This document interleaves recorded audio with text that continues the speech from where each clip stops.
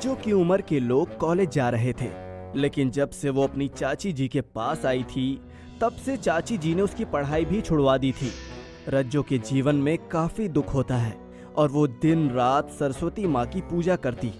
हे सरस्वती माँ, मेरा बचपन से सिर्फ एकमात्र सपना ही रहा है कि एक अच्छी गायिका बनूं। मुझे गाना बहुत अच्छा लगता है, लेकिन चाची जी के रचाए इस पिंजरे से मैं कैसे आजाद हो पाऊंगी? मुझे अपने सपनों को साकार करना है। मेरे माँ बाबूजी जो ऊपर से मुझे देख रहे हैं, उनका नाम रोशन करना है। वो सब मैं कैसे कर पाऊंगी?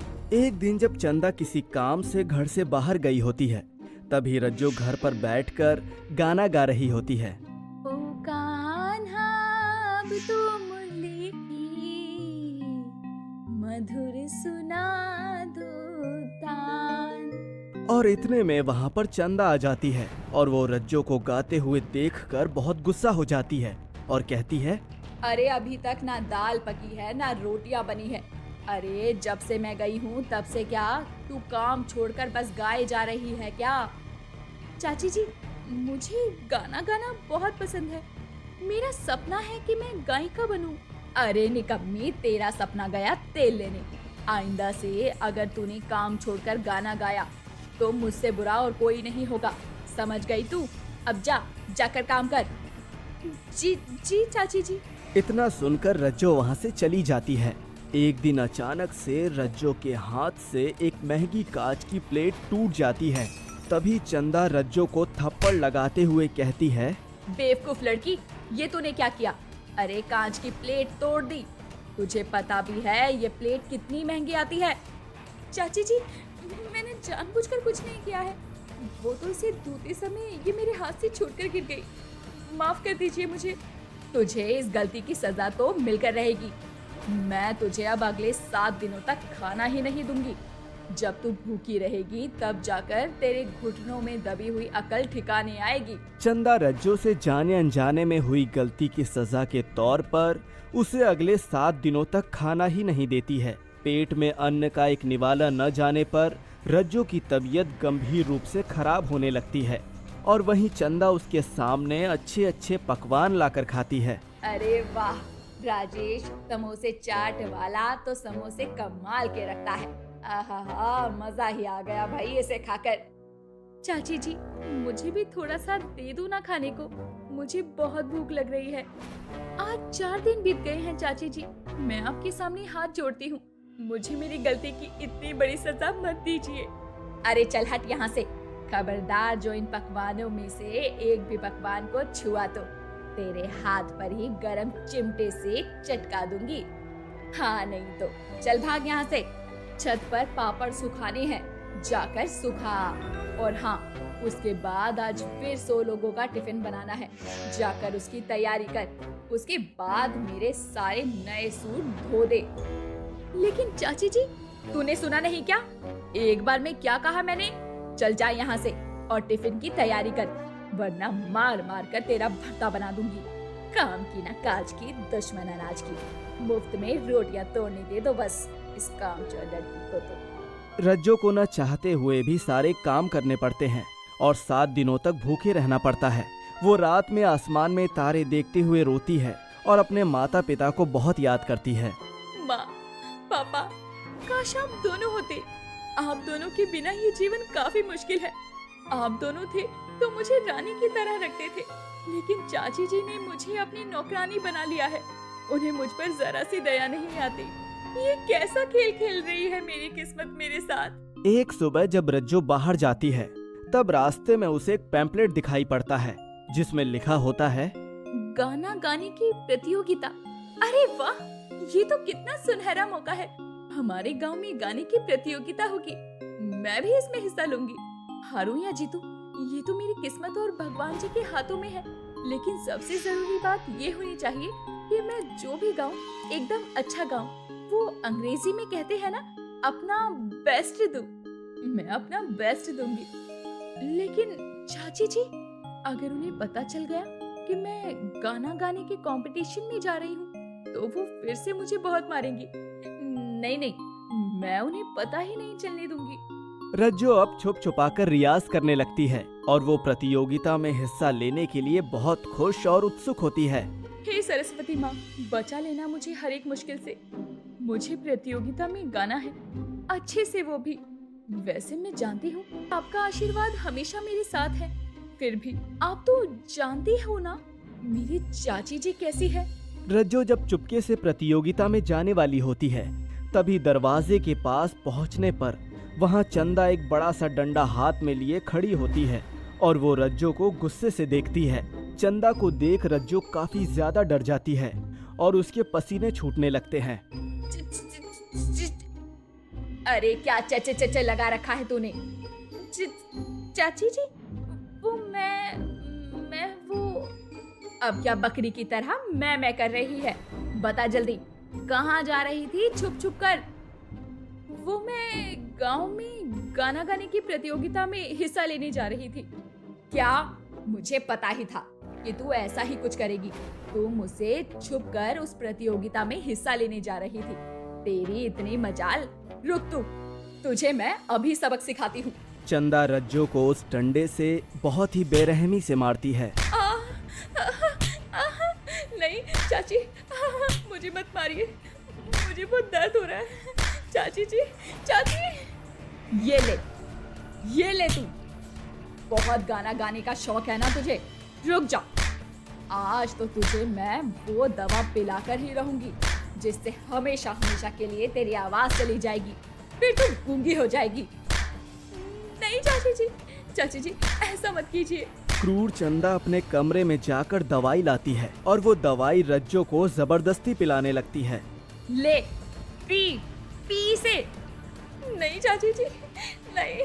रज्जो उस दवाई की बोतल को चंदा के हाथ से छीनकर फर्श पर फेंक देती है। बस चाची जी, बहुत सह लिया मैंने आपके अत्याचार। अब बस और नहीं।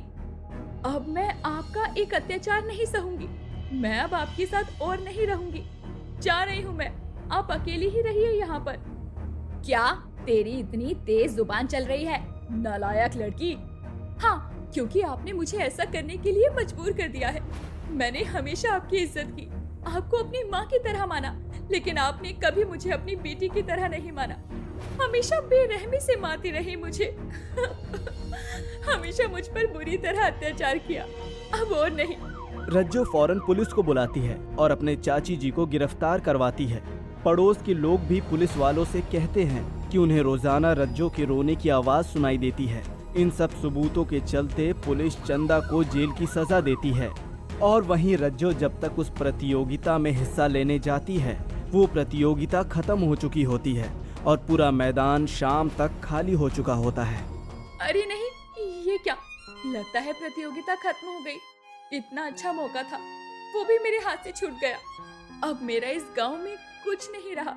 चाची जी ने मेरे साथ जो किया वो गलत था। अब मुझे इस गांव से दूसरे गांव में जाकर अपने जीवन की एक नई शुरुआत करनी होगी। मैं अपने पैरों पर खड़ी होंगी और खुशी से जीवन जीऊंगी, बिना किसी दर्द या दुख के। अब तक मैं चुप रही और अत्याचार सहती रही, लेकिन अब मेरे जीवन में आंसुओं की कोई जगह नहीं है। अब बस खुशियां ही खुशियां होंगी। रज्जो अब दूसरे गांव जाने के लिए एक बस में बैठती है और उस बस में ज्यादा पैसेंजर्स नहीं होते हैं।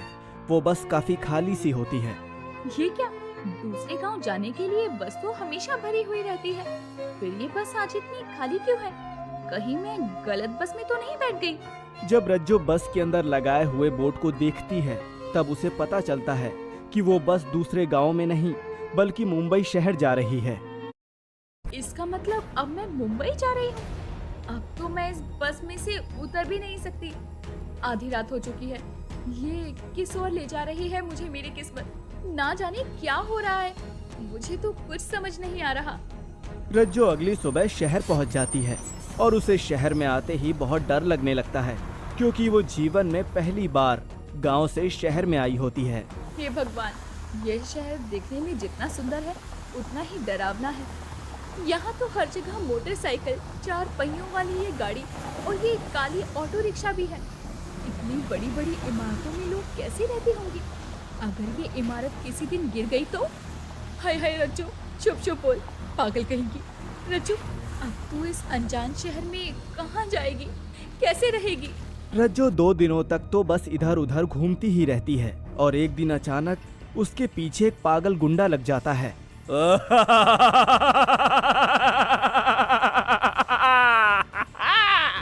कहाँ भाग रही है रे? रुक तो जा। नहीं, बचाओ बचाओ मुझे। रज्जो भागने लगती है और वो गुंडा भी उसके पीछे भागने लगता है। बचाओ बचाओ, कोई तो बचाओ। रुक जा, अरे रुक जा। रज्जो बहुत ही तेजी से भागती है और वो फिर से उसी बस स्टॉप पर जाकर बैठ जाती है जहाँ पर वो पहली बार उतरी थी। यहाँ आसपास लोग हैं, यहाँ पर रहना सही होगा, वरना वो गुंडा फिर से मेरे पीछे पड़ जाएगा। हे भगवान जी, ये शहर खतरों से खाली नहीं है, यहाँ तो कदम कदम पर खतरा है। अब मैं क्या करूँ? भूख भी बहुत तेज लगी है। रज्जो वहीं बैठे हुए भगवान से प्रार्थना करते हुए गाना गाने लगती है और तभी वहां से एक इंसान गुजरता है जो कि रज्जो के सामने कुछ पैसे रख देता है। रज्जो उन पैसों को उठाकर खुश होती है और उन पैसों से कुछ खाकर अपना पेट भर लेती है। कुछ दिन ऐसे ही बीत जाते हैं।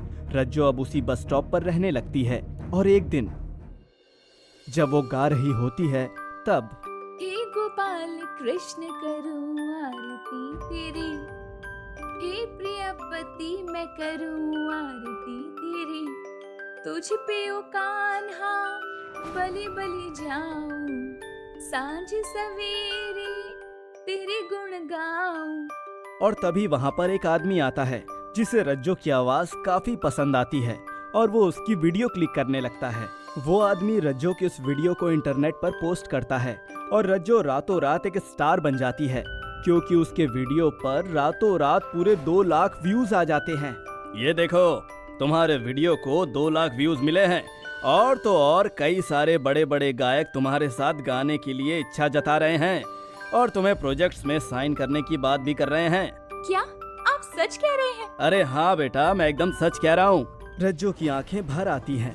वो आदमी उसे अपने साथ ले जाता है और उसका एक गाना रिकॉर्ड करता है। रज्जो ये सब देखकर बहुत खुश होती है और अब रज्जो रातों रात एक बड़ी गायिका बन जाती है। देश भर से लोग उसे पसंद करने लगते हैं और इसी के साथ वो बड़े बड़े गायकों के साथ काम करती है और बहुत बड़ी गायिका बन जाती है। किस्मत का खेल बहुत ही अजीब होता है। रज्जो की किस्मत ने भी उसके साथ कुछ ऐसा ही अजीब खेल खेला। इस कहानी से हमें ये सीख मिलती है कि हमें किसी का भी अत्याचार सहन नहीं करना चाहिए और निडर होकर अपने लिए आवाज उठानी चाहिए और साथ ही अपने सपने को साकार करने के लिए हमें हमेशा प्रयास जारी रखना चाहिए और अपनी किस्मत पर भरोसा रखते हुए मेहनत करते जाना चाहिए क्योंकि किस्मत मेहनत करने वालों के साथ हमेशा अच्छा ही करती है। धन्यवाद।